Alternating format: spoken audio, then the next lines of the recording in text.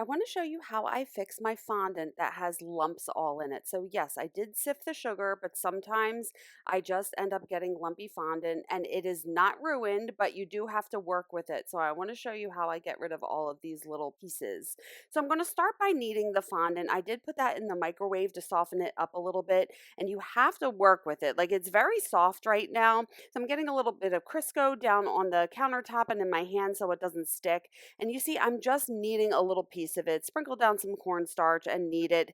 So the name of the game is working in little sections and kneading little sections at a time. So I'm trying to incorporate all those little sugar balls and I'm trying to break them up into the fondant so I can smooth it out. So after I've kneaded the entire batch in little pieces, then I put it all together and start kneading it together. Now I need to add some tylose powder to smooth it out. I didn't measure it out. I sprinkled on, it's probably about a half to 1 teaspoon. And the tylose powder is really going to help smooth this fondant out. But again, you have to be patient with it and you got to give the tylose powder some time to work. So do you see how I'm starting to break off little sections here? And I'm going through this fondant and trying to find any big pieces, any big chunks of sugar that are still in it. And then I discard them in the sink.